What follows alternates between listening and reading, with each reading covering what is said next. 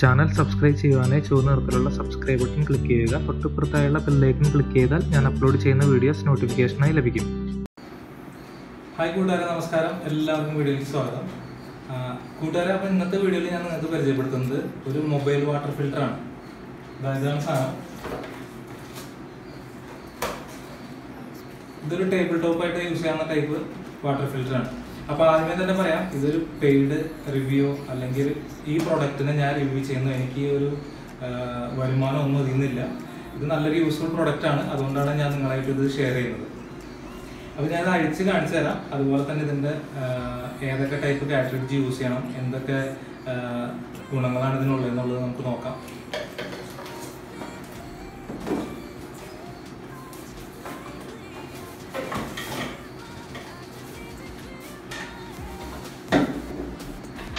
ഇങ്ങനെ നമുക്കിത് ഏത് ടേബിളിൽ ഫിറ്റ് ചെയ്യാം. ഡയറക്റ്റ് ഒരു ടാപ്പിലേക്ക് നമുക്ക് കണക്ട് ചെയ്യാം. ഇതിൽ ഒരു സൈഡ് ഇന്നുണ്ട്, വാട്ടർ ഇന്ന് ഔട്ടെല്ലാം മാർക്ക് ചെയ്തിട്ടുണ്ട്. ഇതാണ് ഇന്ന്, ഇത് ഔട്ട്. അപ്പം നമ്മൾ ഇത് ഫിറ്റ് ചെയ്യാം. ഇവിടെ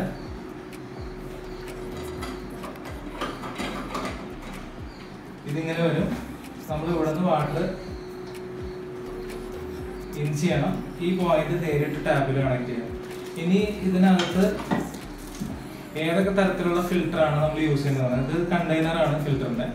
അപ്പോൾ ഇതിനകത്ത് റെക്കമെൻഡ് ചെയ്യുന്നത്, ഈ ഫിൽറ്റർ ഉണ്ടാക്കിയവർ റെക്കമെൻഡ് ചെയ്യുന്നത് 4 രീതിയിലുള്ള ഫിൽറ്റർ നമുക്ക് യൂസ് ചെയ്യാം. അപ്പോൾ അതിന് തന്നെ അവരൊരു മോഡൽ നമ്പർ പറഞ്ഞിട്ടുണ്ട്. FA10, LA10, CA10, AB10. അപ്പോൾ ഇതെല്ലാം വെള്ളത്തിൻ്റെ കണ്ടീഷൻ അനുസരിച്ച് നമ്മൾ യൂസ് ചെയ്യേണ്ട ഓരോ തരത്തിലുള്ള ഫിൽറ്ററുകളാണ്. അപ്പം എൻ്റെ കയ്യിൽ ഇവിടെ ഇതിൽ കാണുന്ന 2 ഫിൽറ്റർ കൂടി ഇരിപ്പുണ്ട്. ഈ FA10 ഉണ്ട്, ഈ AB10 എൻ്റെ കയ്യിൽ ഇരിപ്പുണ്ട്. അപ്പോൾ അത് ഞാനിത് കാണിച്ചു തരാം. അപ്പോൾ ഇത് രണ്ടാണ് ആദ്യം പറഞ്ഞ 2 കാറ്ററിഡ്ജുകൾ.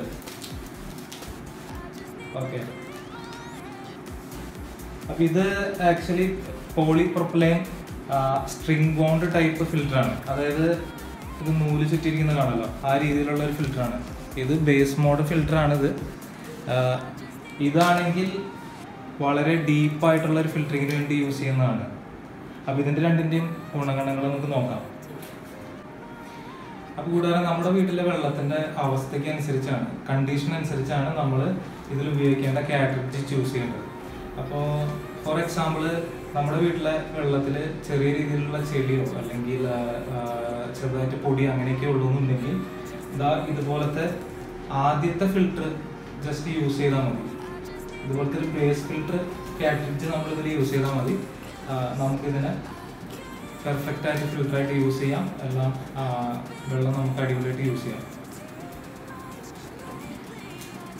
ഇനി നമ്മുടെ വീട്ടിലെ വെള്ളത്തിൻ്റെ അവസ്ഥ കുറച്ചും കൂടി മോശമാണ്. വെള്ളത്തിൽ മണൽ, ഇരുമ്പിൻ്റെ അംശം, തുരുമ്പ് അങ്ങനെയൊക്കെ ഉണ്ടെന്നുണ്ടെങ്കിലാണ് ഇതുപോലത്തെ ഫിൽറ്റർ, അതായത് ഇതിൽ ലാസ്റ്റ് ടൈപ്പ് ഫിൽറ്റർ നമ്മൾ യൂസ് ചെയ്യേണ്ടത്. അപ്പോൾ ഈ ഫിൽറ്റർ എന്ന് പറയുന്നത് സ്പൂൺ പോളിപ്രൊപ്പലൈൻ തന്നെ ടൈപ്പാണ്. ഇത് നല്ല തിക്നെസ്സിലുള്ള ഫിൽറ്ററാണിത്. അപ്പോൾ ഈ ഫിൽറ്ററിൻ്റെ പ്രത്യേകത എന്ന് പറഞ്ഞു കഴിഞ്ഞാൽ വെള്ളത്തിലുള്ള മണൽ, തുരുമ്പ്, ഇരുമ്പിൻ്റെ അംശം, അതുപോലെ തന്നെ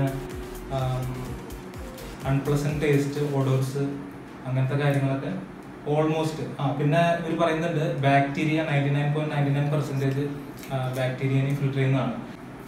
പിന്നെ അതേപോലെ തന്നെ ഏത് ഫിൽറ്റർ നമ്മൾ യൂസ് ചെയ്താലും മാക്സിമം 3 months ആണ് നമ്മളിത് യൂസ് ചെയ്യേണ്ടത്. അപ്പോൾ ഇത്തരത്തിലുള്ള ഫിൽറ്റർ യൂസ് ചെയ്യുന്നവരും അല്ലെങ്കിൽ ഇതുപോലത്തെ വാങ്ങിക്കാൻ ഉദ്ദേശിക്കുന്നവരും മാക്സിമം 3 months യൂസ് ചെയ്ത് കഴിഞ്ഞാൽ ഈ ഫിൽറ്റർ നമുക്ക് ത്രോ ചെയ്യണം, മാറ്റിയിടണം.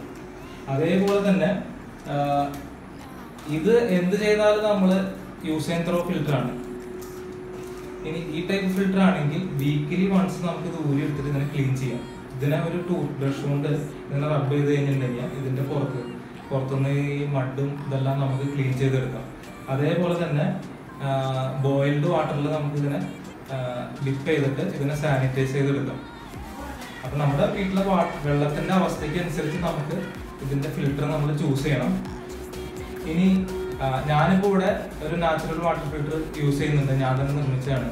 അപ്പോൾ അതുകൊണ്ട് എനിക്ക് ഇവിടെ ഇനി ഇതുപോലത്തെ ഒരു ബേസ് ഫിൽറ്റർ വെച്ചാൽ മതി.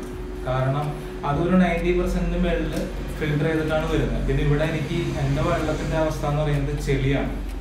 മറ്റ് പ്രശ്നങ്ങളൊന്നുമില്ല, മണലോ റെസ്റ്റോ അല്ലെങ്കിൽ അൺപ്ലസന്റ് ടേസ്റ്റോ ഓർഡർ അങ്ങനെയുള്ള പ്രശ്നങ്ങളൊന്നുമില്ല. അപ്പോൾ അതുകൊണ്ട് എനിക്ക് ഫൈനൽ ഫിൽറ്റർ എന്നുള്ള രീതിയിൽ ഇത് മാത്രം യൂസ് ചെയ്താൽ മതി. അപ്പോൾ കൂടാതെ ഇനി ഇതിൻ്റെ കോസ്റ്റ് പറയാം. ഇതിൻ്റെ കോസ്റ്റ് എന്ന് പറയുന്നത് 1000 രൂപയാണ് എനിക്ക് ചിലവായിട്ട്. ഇത് ഞാൻ ഇമ്പോർട്ട് ചെയ്തതാണ്. അപ്പോൾ ഇതിൻ്റെ നാട്ടിലെ വില എത്രയാണെന്ന് എനിക്കറിയില്ല. ഞാൻ സെർച്ച് ചെയ്തിട്ട് ഇതേ ടൈപ്പ് മോഡലോ അല്ലെങ്കിൽ ഈ മോഡൽ അവിടെ നാട്ടിൽ അവൈലബിൾ ആണെങ്കിൽ അതിൻ്റെ ലിങ്ക് ഞാൻ ഇതിൻ്റെ കൂടെ വീഡിയോൻ്റെ കൂടെ ഞാൻ ആഡ് ചെയ്യാം. ഇതെനിക്ക് 55 റിയാലാണ് ആയത്. അതായത് ഒരു 1017 രൂപയാണ് ഇതിന് ആകെ ചിലവ് വരുന്നുള്ളൂ ഈ യൂണിറ്റിന്. ഓക്കെ, അപ്പോൾ കൂട്ടുകാരെ വീഡിയോ ഇഷ്ടമായെന്ന് വിചാരിക്കുന്നു. വീഡിയോ ഇഷ്ടമായെങ്കിൽ ലൈക്ക് ചെയ്യുക, ഇഷ്ടമായെങ്കിൽ ഡിസ്ലൈക്ക് ചെയ്യുക. അതുപോലെ തന്നെ നിങ്ങളുടെ അഭിപ്രായങ്ങളും നിർദ്ദേശങ്ങളും കമൻറ്റ് ചെയ്യുക. നിങ്ങളുടെ സംശയങ്ങൾ നിങ്ങൾക്ക് കമൻറ്റ് ചെയ്യാം. ഞാൻ അതിനെല്ലാം റിപ്ലൈ ചെയ്യുന്നുണ്ട്. എല്ലാ പഴയ വീഡിയോസിനും അതുപോലെ തന്നെ പുതിയ എൻ്റെ ഫിൽറ്ററിൻ്റെ വീഡിയോസിനും ഞാൻ എല്ലാവർക്കും റിപ്ലൈ ചെയ്യുന്നുണ്ട്. അപ്പോൾ വീഡിയോ ഇഷ്ടമായെന്ന് വിചാരിക്കുന്നു. വീണ്ടും പുതിയ വീഡിയോസായിട്ട് കാണാം. Take care, by.